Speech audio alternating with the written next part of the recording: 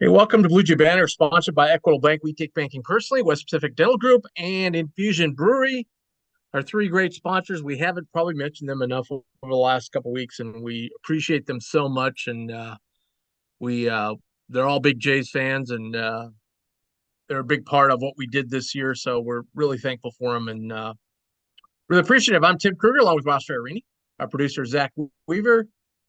Got a good show for you today. In about 10 minutes or so, we're going to have on Kevin McNamara of KMAX Sports. We're going to ask him about the new head coach at Providence, Kim English. We're going to ask him about Ed Cooley going to Georgetown.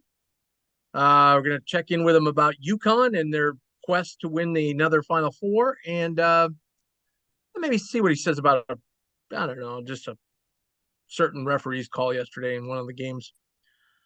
We do have a bigger topic about officiating. We reached out to our Twitterverse, and some people have said some things back to us that we want to discuss with Ross.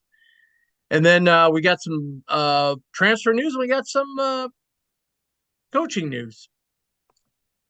Wow, I mean the call yesterday kind of took on a life of its own, Ross. I mean, they really. I mean, I watched a lot of the post game after we got done with our show yesterday, and a lot of that was quite a long discussion they had between Jay Wright, Clark Kellogg, Kenny, and Charles over that call. And it was kind of Charles and Jay Wright against Clark and Kenny, differing opinions. But I thought Jay, you could tell Jay was trying to be pretty tempered, but you could tell Jay said, "Hey, look, you call it a certain way the whole way, and players get used to that and what can happen and what can't happen. And then when you do something totally different at the end of the game, it's just not right." Yeah, I mean he's totally right though. It's just it's frustrating. It is what it is. It's certainly not the first time that a bad call has happened. I mean, there's not even after our game, a couple hours later, there was a pretty controversial call in the Texas Miami game. I don't know if you saw that floating around Twitter, but they called a long story short, the guy for the Cunningham kid for Texas was boxing out the Oh, I Ormeer saw kid that. I saw that call. from Yeah, I saw Miami. that. And originally they thought it was on, the broadcast thought it was on O'Meara, and that would have been his fifth foul. And he would have been out of the game. And I think it was tied Yeah, at this point. I mean, But I I thought that one just was bad too. I thought that one, so they ended up calling it on Cunningham. yeah, He was just I boxing out. I get frustrated that they don't seem like a call that's kind of gone away over the last year or two is over the back. Like I thought the Miami player was over his back to start out with. That's Totally. what He indicated the whole thing. completely, yeah. I don't. And just because he kind of fell down, it was like I thought that was a bad call that really turned that game, That quite turned the frankly. game big time because Um, they would have had a chance to tie. yeah, obviously Texas blew a lead, so there is that. But gosh, Texas would have had the ball there, and the game would have been tied.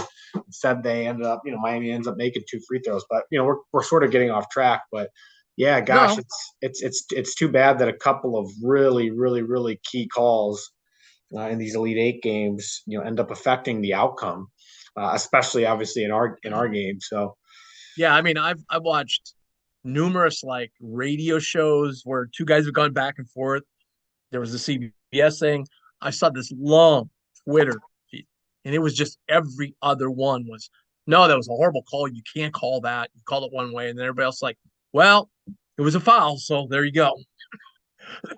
yeah, So I I mean, I mean I get it I was don't. foul. I mean, it depends on the game. You exactly. It depends on the game. I don't think that, quite frankly, that was even a clear cut foul. Probably was, um, but not every. I mean, I would guess. Even in a normal, let's say three refs. The game was in January, and they called a near perfect game. Okay, it was Yeah, three of the best officials out there. They called a great game. There wasn't really much to gripe with. That rarely happens, but let's say that was the case. I think that's a 50-50 call at best. Um, I don't know. It's a tough way to go. I feel for Ryan. It's just he's kind of have to live with that, I guess. Even though he probably didn't think he did anything wrong, and I don't think he did, right. but it stinks. Well, It's a hard way to go out. I mean, Mac is getting a lot of really awesome props, which he should have, for taking the high road, because he really did take the high road. We've seen coaches go into press Oh yeah. conferences like that and go ballistic. Oh, and his would have been justified. Yeah, and he didn't do it, and he didn't let his players do it either, which is just unbelievable. I don't know. I was asking Zach off air, but did you see the clip of Mac in his locker room speech? I don't think I did. Wow, I got to look that up. It's under Creighton basketball, I think. Okay. Just it's pure Mac. It's Yeah. pure Mac. Yeah. No, It is like, a, we will there's a be reason back he's in so this well. game again. Like, and they're like, whoa, whoa, whoa, Yeah. whoa. There's the reason he's um, so well respected. I mean, it's he gets it. That's the easiest way I've always described him to people is he's a guy who gets it. we'll get later on. I want a little more time. I don't want to cut our time short on this subject, but I do have a stat that was brought up yesterday in the post game, and I think we'll talk about it a little bit later on. But the officiating at whole, so we actually said, I just basically threw it as a question. I go, okay, so yesterday brought up a thing about officiating. What would you like to see change? Um, a couple people had consistency. Well, yeah, who doesn't want consistency? But that's tough to legislate, so to speak. But somebody brought up a good one that I never really thought about, and it kind of played into yesterday's game, although would have been a Creighton foul. But that's hand check. They kind of were really on that, and that's another call that they've kind of like gotten away from a little bit.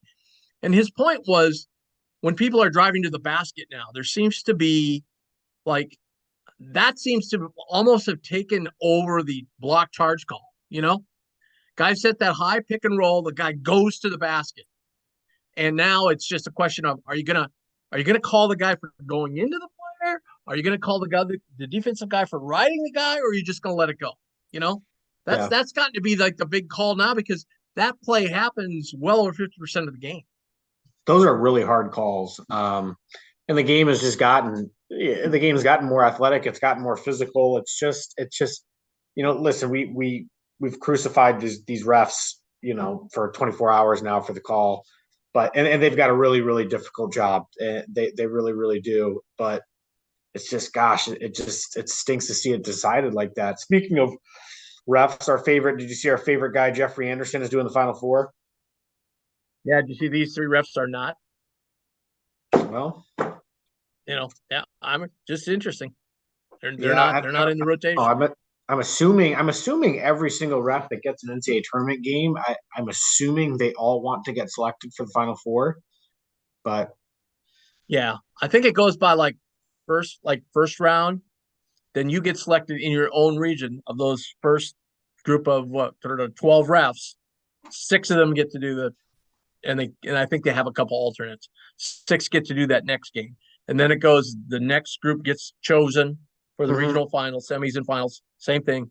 And now this group gets chosen to go to the Final Four. So, I kind of like the way they do it, sure, to pick out the best refs. And look, these are done by coaches too. The coach is great. These guys all season long. So, right. um, like a lot of guys go, wow, why does that guy keep getting games? He's going, well, a lot of people complain about Higgins. Coaches have voted him one of the best refs in the country. They just have. About Higgins, Yeah. yeah, I think Higgins is a good ref. For some reason, I don't know why. Maybe it's just because we live in Omaha and people know him and he's an Omaha guy. People love to. It's like in vogue to kind of rip on Higgins. I don't see it. I think he does a pretty darn good job, to be honest. Yeah. I've always have too. Roger Ayers is another one I just love. I just think he does a fantastic job. Um, but yeah, it's tough that's kind of to me gotten to be the next one, like you had some yesterday with Trey. He's kind of getting ridden, and then I think he two or three times, then he got frustrated and threw his arm out. Well, then they called the charge on that. Right. It's kind of like, all right, where were you when the guy was riding me the last three times down the floor? And so it's a I tough, know tough. that was a hard game to call, and I think that's where everyone's frustrations lie is that it's the refs. They kind of made it a point to let the guys play a little bit, and then they call something that was pretty ticky tacky at the end of the game to basically decide the game. So, but it is what it is at this point. Where it stinks, but we will. It is interesting to think about. Max saying we will be back this position. I mean, it's now the big questions become who comes back for our team because if Yeah. most of these guys come back, gosh, this could be a really, really dangerous team next year. Yeah, here's my point on that though. Like, okay, let's just assume they all come back. Let's just say that. All right. Okay. The fan base is going to be much like they were this year. Oh, we're top 10. That means we're at least Elite Eight, stamp our way in. They could all come back. We could win 30 games and lose in the first game of the NCAA tournament. I Yeah, mean, that's the thing. it's Yeah, hard. It's totally. really hard to get to where we got. 100%. And It's hard. that's the thing. That's the thing where fans obviously and even players and coaches that you want to judge yourself off, what you do in the postseason, but it's the NCAA tournament is so fickle. It's just you can get really you can lose the plot quickly if you get caught up in that. And now on the flip side of that though, kind of talking out of both sides of my mouth, I can understand where, a program like Purdue, for instance, their fan base has probably got to be like, what in the world more like, where are we going here? What are we doing here? Yeah. But they've had all this crazy regular season success. Right. So, you're right. It's at the end of the day, it's like the tournament is what everybody's judged on, right or wrong. It's just kind of is what it is. Yeah, and I saw a thing today which I didn't even realize. I thought he was gone for sure, but apparently he might probably coming back. Oh, really? Okay. Yeah, I saw a thing today. I think it I was Mike can't keep DeCourcy I kind of can't does a. keep I can't keep track of who's Yeah, I know. eligible and who isn't He just eligible anymore. Mike DeCourcy just did like a top 10, assuming everybody comes back. Okay, Yeah, and he wrote his article. He said, "No, it looks very possible that Edie will come back." And Mike follows the Big Ten closer than any other conference, so he would know. gotcha. Yeah, So, but he had three Ten teams in the top 10. He had UConn was like number two. He was assuming that they would come through. Um, God, we love doing everyone just loves doing the way early preseason top 25s. I know it. I know it. I know it. It's a little But silly, but it's he kind of had fun UConn too. I two. He get had it. Creighton. He had Marquette 6 and Creighton 8 or something like that. Okay. Which I that's really not crazy, right? I mean, No, not at all. Marquette's going to be really good again next year. I mean, yeah, that's not in no way, shape, or form is that crazy. yeah. I mean, I don't know. I just that'd be crazy for the Big East. I mean, Oh, it'll be a blast. And then you throw in Rick Pitino at St. John's and Cooley, at his whole deal. I mean, it could, if a lot of the guys come back for next year. I mean, let's say UConn, who's the favorite, who is or minus odds favorite. I think they're like well, minus 30. Hawkins is going. Hawkins is a lottery pick, so he's Well, going. But Hawkins there, is gone. DeCourcy is even floating out the idea that Sonogo could come back. See, I thought he was done, but apparently, But I again, think that's a the COVID COVID, thing again. I yeah. think. So, Yeah. but like, okay, let's say hypothetically, UConn was like minus 125 or something like that to win the national title right now. Okay, so UConn ends up winning the national title. So then you come back, UConn returns a lot of pieces. Okay, maybe obviously not Hawkins. We return a lot of pieces. Marquette returns a lot of pieces. Throw in Patino, throw in Cooley and his deal. I mean, next year could be unbelievable for our league. So it could be really, really exciting next year. Yeah. Crazy.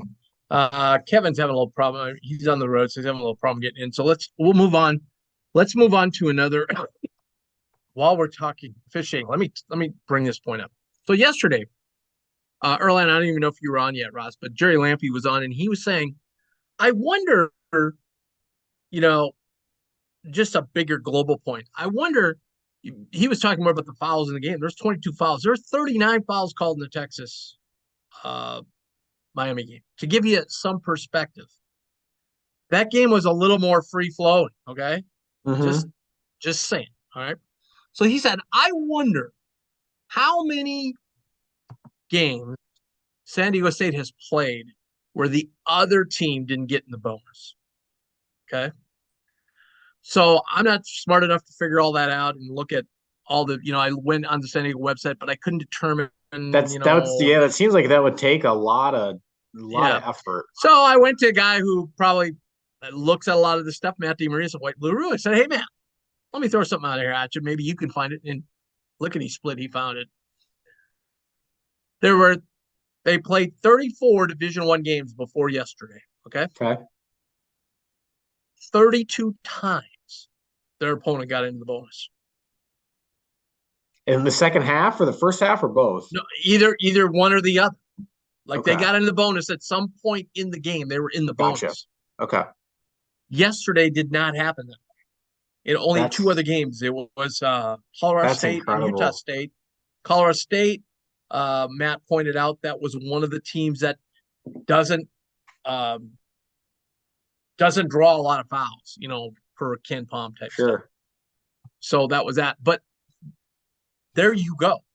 I mean, and that got me thinking last night when I was starting to think about this. Like, do officials, like, let's say San Diego State, okay, perfect example, San Diego State FAU. All right. You just hear that and you're like, wow, that's gonna be a rock fight, right? Yep. Like, do officials go into that game going, okay, we're gonna really have a tight whistle tonight because these two teams just bang on each other, and if we don't, it's gonna get out of hand. Okay. Or, I mean, I don't know what you think, Ross, but I think the whole NCAA tournament from the first game, they've let these players play much Yep. more than the season. And Yep. sometimes it's not like that. Sometimes it's the reverse. Like Big East refs let them play, then they get in the NCAA tournament, everything's called real tight. Yep. They did not call this tight. They let everybody play. So I'm just wondering, like, from a bigger perspective, like, because if you think about this game with Creighton and San Diego State, I don't necessarily think you're putting a Creighton at a disadvantage, but you're certainly giving a little advantage to San Diego State if you don't blow the whistle, because that's the way they like to play, versus if it was Creighton and Marquette, who like to just go up and down and free flow. And, if you're going to call that game loose, both teams are going to love it. If you're going to call it tight, it might be a different type of game. I just wonder how much goes into that going into the game. And if referees even think about the fact that the way they call it, they could significantly hurt one team or another. Yeah, that's a good question. I don't know. It'd be fascinating to have somebody like a John Higgins on and ask him a whole bunch of questions. I don't know if he would do it or not, but yeah, it's I don't even know where to begin with kind of that whole deal. It's like, to me it seems like a conscious decision to maybe let it play loose, because it seemed like that was the case all game, and referees should know the teams' playing styles, beforehand. So I don't know. It's a hard question to answer, I guess, without speaking to a ref and hearing it directly from them. You know what I mean? Right. So, I mean, like, let's say you're going to ref a Creighton game. Creighton doesn't foul much. So you can probably let things, you could let things go a little more because they're not going to foul. You know what I mean? Mm-hmm. You could just it can really, I started thinking about the last time. Wow, I never thought about that end of it before. It could really influence the outcome of the game. Oh my God, absolutely. It did. Yeah, I mean, eventually it did, but Like, I mean, it could be. I'm just saying, from a, don't pick Creighton, pick 2 games in the middle of the season. You could. One team could be done before they even get the opening tip off because just the way the game is going to be called, it's crazy. But yep. Creighton Yep. has got so many rock fights. I mean, there was not a bigger rock fight than them in UConn, that second game. And, they hung right in there with UConn. So, um, But that was just an interesting point that 34 games, 32 of them, the other team has gotten into the bonus, and Creighton didn't get in the bonus. And that in the way we shoot free throws, obviously, huge advantage, you know. And Couldn't somebody agree said, more. well, R2 didn't get called hack across wrist. Well, had he, we would have gotten the bonus. So, there's a lot, Yeah, there's lot, another one they lot of if called. and buts. I mean, they called R2 for kind of a push off on a drive where I guess Yeah. he kind of He put a had his shoulder in, arm. but you could have called a foul before that Yeah, on the but yeah, I defense. thought he was getting completely ridden before that.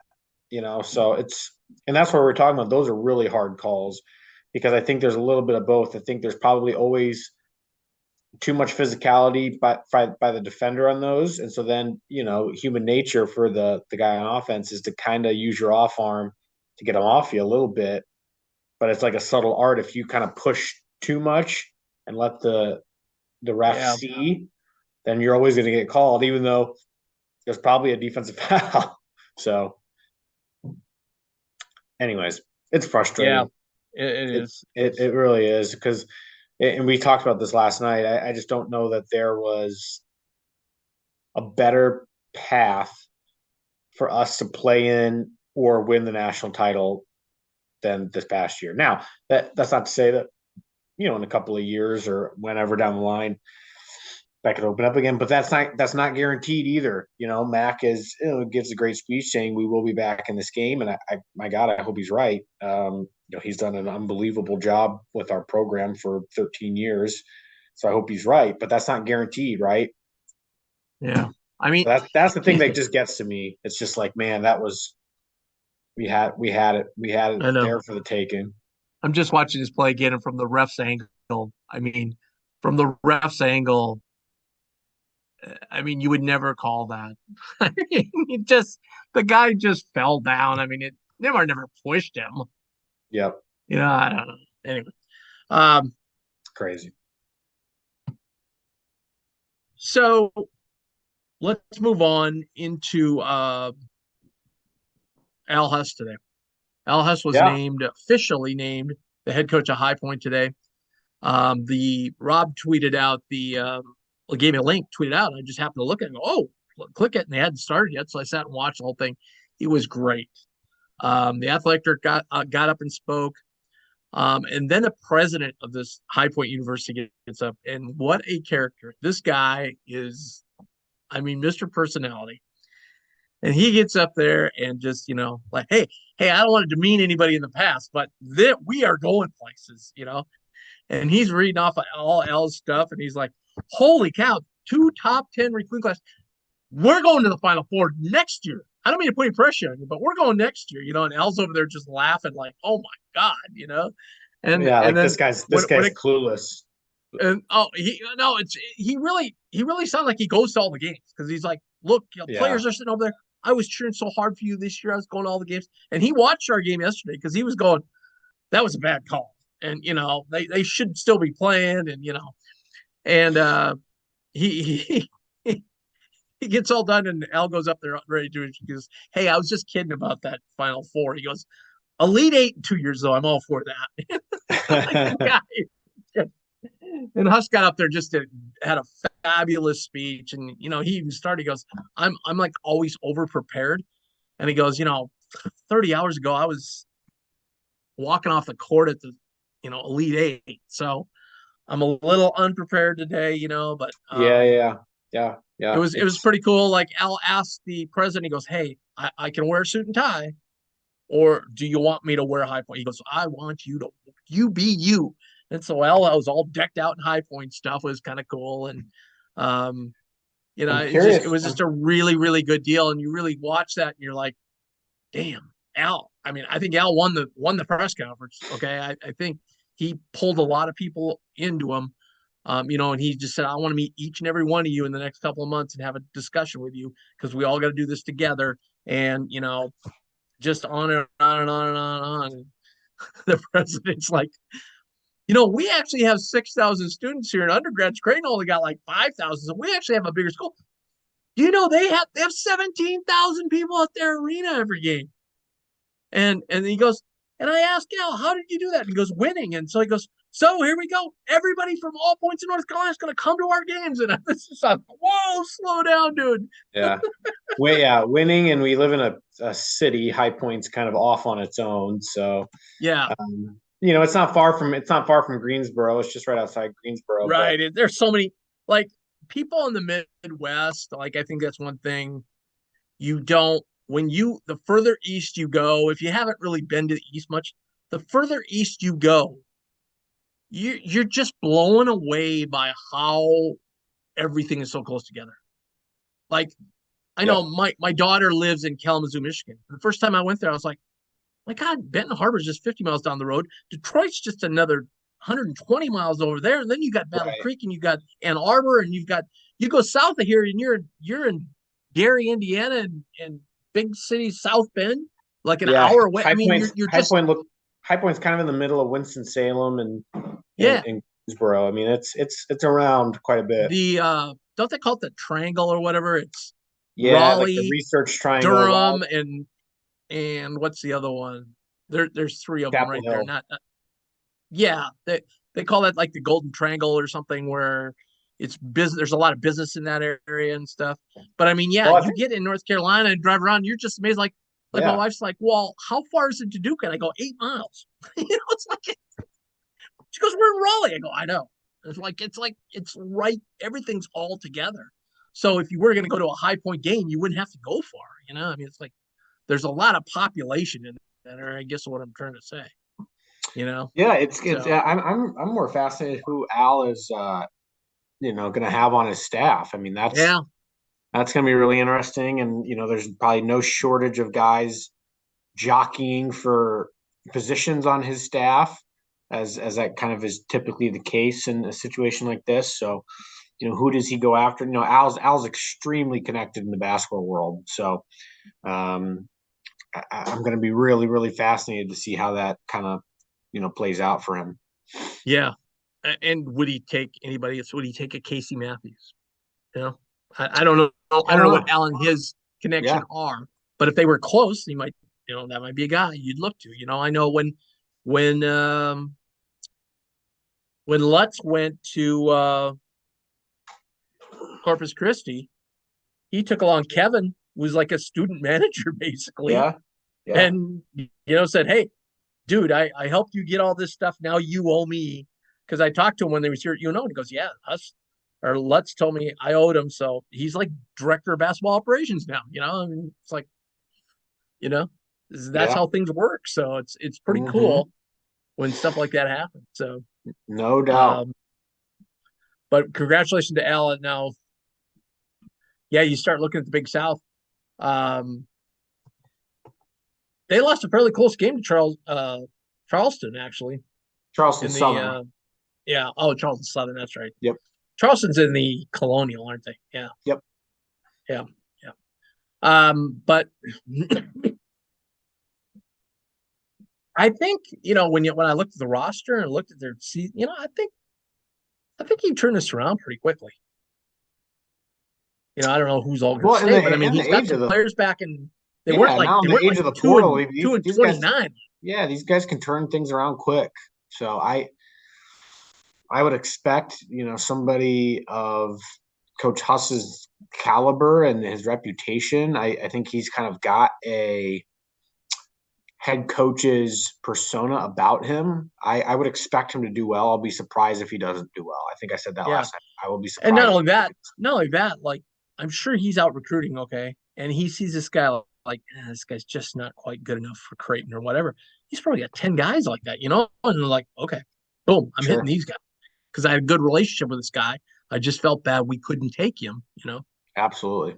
No, So I'm I, with you. I think he'll be able to gather guys rather quickly. And plus, you're in North Carolina, you got a good recruiting bed right there. So, um, Absolutely. Yeah, with the portal now, I mean, I would expect Huss to go after a lot of kind of high major guys that were just role guys and maybe aren't happy. I mean, that's just kind of how it is now. And so, guys transferring down, I would really expect him to go out after a lot of those types of players. you mentioned recruiting. You mentioned the portal, so I wanted to bring this up. Obviously, this is the wackiest tournament we've ever seen, right? Mhm. How much, we've been in the NIL for 2 years. We've had this portal around for 3, 4 years. How much do you think this is like the new norm, or is this just out there? See, I heard somebody the other day go, oh no, it was Charles actually. Charles Barkley on 60 Minutes last night was saying, oh, I think college is in a horrible spot right now. He goes, this NIL is going to ruin it. You're just going to have the top 25 teams, and that's going to be it. Nobody else is going to have a chance. I think, here's what I think. I could be totally wrong on this, but I think the top 10 teams in the country year in, year out, pick a name. Okay. We all know who they are.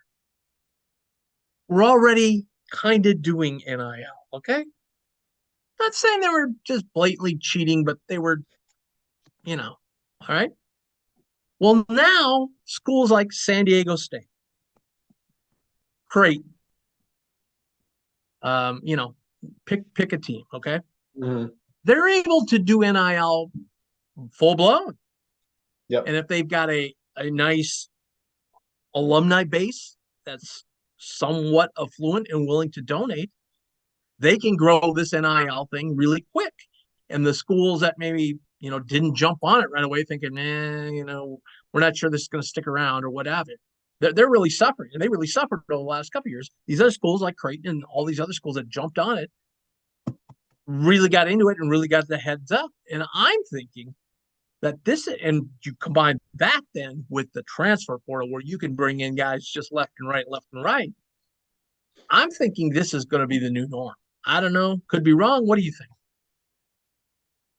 What you're thinking? What specifically is going to be the new norm? Crazy tournaments like this, where it's going to be very Oh, difficult to oh, oh, seed. yeah, It's going to yeah. be very difficult to seed a Creighton, Oh, who totally.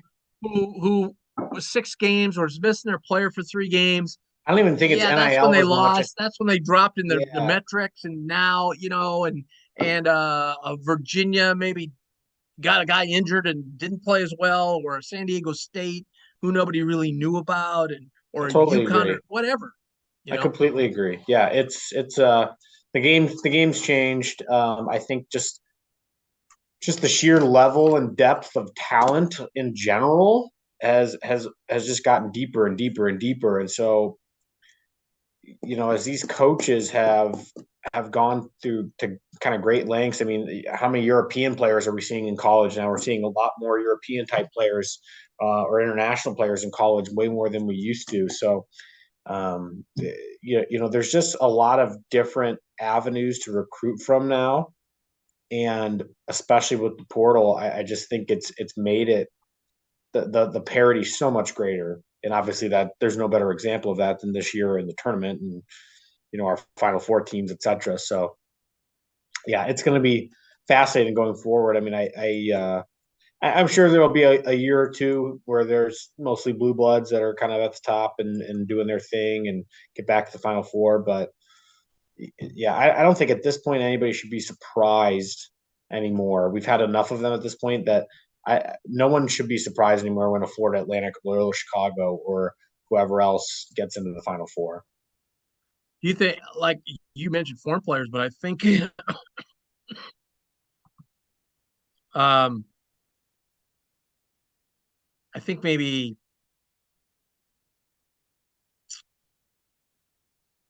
because of the NIL and foreign players can't getting that. I don't know Um, how is that? I don't understand the specifics surrounding that because it I seems like yeah, actually something. can if I you're can step foreign, in and help some with it because I did have oh to look Zach, it up for work. What it can do is it can affect their F1 student visas. So they're over here on a student visa and not a work visa. Yep. As student athletes, and as a student athlete or as a student on an F1 student visa, you can only take a job that is either through your school or related to the degree that you're seeking. So that Gotcha. cuts out a lot of NIL opportunities for foreign guys. Like Roddy last year in Modestus. So those guys can't get the same kind of NIL I opportunities. think Nemhard, Uh, I think all right. Nemhard's on that roll too. Yeah. Yeah, Interesting. yeah. Wait, so Nemhard doesn't get any. I'm not sure. He might be.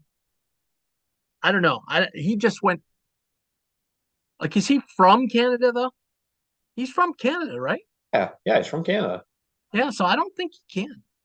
I mean, he went to high school in Florida, but so I don't know Yeah, what I that. don't know. There may be a stipulation in there somehow, but I know, like, yeah, like he said, like Roddy could not get NIL. I knew that. Right. So that kind of like, I think you might see less foreign players actually until that's changed somehow. You know, but yeah, I just think that this is not, and I think frankly, the NCAA committee is going to have to do a better job of like seeding teams. I mean, like the mystery to me always was UConn. Like, why wasn't UConn why was UConn seated behind Xavier? That made no sense to me when you looked at their overall record and that fact that they hadn't lost a non-conference game, and that didn't make any sense to me. Like, No, and you I'm had, with you. so that's just one example. I thought Florida Atlantic was underseeded as well. So you seed them 7. Now they've maybe got a tougher road to where they got to. I don't know. Who knows? The committee doesn't sometimes understand that by them moving a team one line, they can kind of affect the whole bracket, really, at least the whole region, as far as teams advancing and not advancing, because it's all about matchups. Um, all right, so we talked about the transfer portal, and so that's a beautiful segue into the news today. Mr. Trout from Virginia officially announced he's in the portal and wants to Yep. come back closer to home. 24/7 nationally has already crystal balled him going to Creighton. Yeah, Um, I've heard a couple of little birdies from friends that he is very much considering Creighton. I don't yeah, know how true that is. People can speculate, but yeah, he would obviously be a great addition. It is interesting that he goes there in red shirts for a year and then transfers. yeah. Um, but Well, I have a little light on that, but I just want to mention like 3 weeks ago, I put this on BluejayBanter.com. So if you've been a member, you'd already known this, that there was a real possibility that Trout, could come to Creighton. I think his girlfriend plays volleyball here. oh, That's the well, other. That's the other end. Yeah, that's the other end. Now, that probably does he helps want to play at matters. Nebraska? Now, here's the big thing for me. This is the big thing for me. We don't know what roster construction is right now, right? We have no idea. Now, certainly, if Kaluma left, okay, now that opens up a spot, right? I mean, Trout. Here's the deal.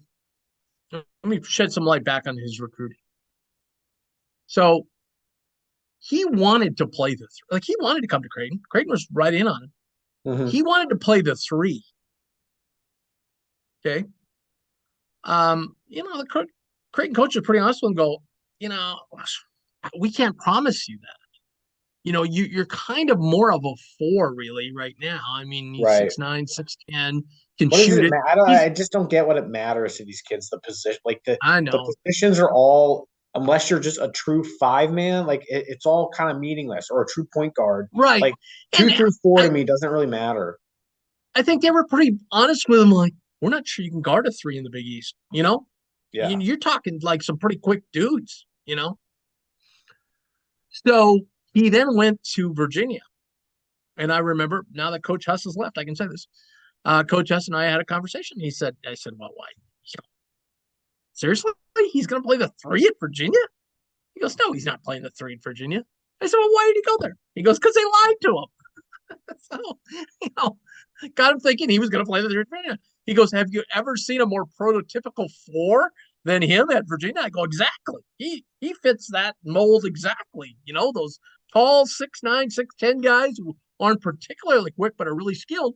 That's Virginia, right? Yeah, I will say too, it's probably not for every kid you get there, and it's Sure. we're drilling defense, and you got to wait 20 seconds to even try and get a look off. That's not for everybody. Well, not only that, he got there and said, you know what? If I'm not going to play, why don't I just redshirt, build up my body so I'm ready to go next year? So that was his choice. And I believe I saw a thing with Tony Bennett saying God, I'm so glad we had that conversation because the first game was coming up and I was going to play everybody. So then we'd have burned his red shirt, So he was really thankful that he was forthcoming with that. But the word has been out quite a while that he's not particularly happy there. Missing home, what you mentioned, Ross, it's just a different offense. He's probably sitting there watching Creighton one night going, geez, sure would be fun to play in that up and down the floor, I don't blame him. It's you know. You're young at that age. The other nice thing is you could use him like he's 6'10", so you could use him and Fred together when Hulk's out of the game. You'd have still a big presence in there. But what I'm saying is what the problem could be is if you have Mason Miller, you have Kaluma, and you have him, only so many minutes to go around, right? And if Baylor had come back, then you're like, oh my God, what are we going to do? Now, if Baylor didn't come back, you could easily slide Kaluma over to the 3 spot, and you could rotate Mason and him and have more depth and on and on and on and on. But I just don't know that we're set with our roster yet to know that is he a fit here, Yep. I think he's a perfect. We haven't had. Now, don't everybody laugh at me, but we haven't had like a 4 like we used to have since Hagner. Before Hagner kind of got hurt, because Hagner was somewhat mobile before he went through a bunch of injuries. Then he got to be more of a flying god. We had to play him inside for a bunch of years. But we have that 4 that's, that stretch 4 that could actually fill in your center spot, because he's big enough, but yet can shoot the ball really well, so forth. Martin was a perfect example of that guy, Right. We haven't had a guy like that lately. Klum is just a little, doesn't have the technique to guard a big post. And in the Big East, we've had a lot of big posts lately. So that's kind of that way it goes. But obviously, you can't pass up a top 100 kid. He hasn't forgotten how to play basketball in this one year. That's for sure. So it would be a huge get for the Jays. But again, it's roster construction. Like, I'm sure Mac has a pretty good idea. I'm sure there might be 1 or 2 he's got questions marked with, but he's got a pretty good idea right now who's coming and who's going. If anybody's gone, I don't know. But I think he might not even know. I mean, but he might have an idea. Yeah. He's probably, assistant coaches are around him. Guys like John McHugh around these guys, and they hear things, and Yeah. And I think I think Max starts it fairly quickly. I think he starts this week with doing the exit interviews with the guys, which is why we want to, get in touch with our guy Ben at some point and say, hey Ben, what's it look like for you? Because I saw somebody tweet out, and I don't want to demean the person, but you're a media person, really. She tweeted out, oh, I spoke to Baylor Shireman and he hasn't decided yet whether he's coming back or not. Seriously, you ask a guy that after a game like that yesterday? Like, who would ask a player that? It's just irresponsible to ask a guy that after a game like that. Don't you agree, Ross? Yeah, I definitely. Yeah, I know. It's like, then she breaks like, oh, he hasn't made a putt. And no kidding. He probably hasn't given it a thought. He just lost a heartbreaking 1-point game. He's not concerned about that. Yeah, really. So anyway, but that's the roster construction. Obviously, is the next big key. Oh, I know what I wanted to do real quick before we go. We got to crown a champion here since we have no teams left. I re-added up the score. Mr. Zach won. He won by virtue of having UConn get into that regional final. I gave him 4 points, and he edged you by 4, Ross. I had Texas too. Yep. He also, he had 3 actually. He had UConn in the regional final. No, I'm sorry, he had UConn going to the Final Four. That was his big, but he had K-State in the regional final. He also had Texas in the regional final. So he had 3 of the 8 in the regional final, which Helped him out a lot. So, I'll take it where I can congrats, get Zach. it. Thank you, thank you. Nice Way to work, go. Zach. Good work, Zach. Little funny story before we go. My pool, my big pool in Minnesota, the guy sends out an email today and he goes, apparently the guy who runs the pool, his wife could have still taken first had Creighton beat San Diego State yesterday. And I'm just reading the note. Like I was almost going to delete it. I thought I'll just read this. And he goes, yeah, she missed out thanks to Tim Kruger and his damn Blue Jays. And I'm like, wait a minute, how did I get thrown in this? Like, did you not think I wanted Creighton to win the game? I mean, come on, Seriously. it wasn't my fault. He's like, well, he goes, you're off my Christmas card list. And I'm like, whoa, okay. Oh, hilarious. All right. That's Hey, good stuff. Zach can attest to this. We have been going at this very hard here this last month. I mean, when you factor in our mock selection committee, we've been on, it seems like we've been on a Zoom every day, Zach, right? It does. Yeah, it kind of does. Yeah. So I'm sorry. Get mad if you want, but we're taking next Monday off. So we're going to take a little break here. But we'll be back in 2 weeks. Hopefully we'll have some more news on roster construction. That would be nice. We'll certainly check in with our good friend Ed Service and the baseball team, and start looking at maybe get Jeremy on here with some recruiting information. I saw him reach out to recruit just one of our main targets just yesterday. So thanks for all your work, Zach. Really appreciate it. I know you have a lot to do. Ross, thank you too. Fun year. I've got your address. Yeah, I need to send you some stuff. Yeah, it was a fun year. Fun year. It's kind of sad it's over. I'd be making plans for Houston right now and be seeing if anybody wanted to stay in my beautiful Airbnb I had all lined up. I might have had to take you up on that. I didn't have anything planned. That's sweet, man. You should have seen this place. I couldn't believe it. It was $460 a night. It sleeps 8 people. I mean, this thing was huge. It had like a conference room in it. I was like, wow. We'll never know. It was right downtown. I know it. I checked, by the way, real quick I checked just, I know next year's top 10's out, so I'm checking sites for next year. Creighton, we have a site here next year. So that just screws us for going places. You know what I mean? I saw that. Yeah. I saw that. Yep. Final Four is in Phoenix, which would be awesome for me. That'd be awesome. But man, nothing close. Detroit, I think, is one site. Salt Lake is a site, first round site. Those are kind of the 2 closest. So I think there's a site down in Texas next year, if I'm correct. But we got to see the roster first. Well, we're going to make the NCAA tournament. Come on, Ross. No, I get it. I agree. All right, buddy. Have a great evening, guys. See ya. Thanks, everybody.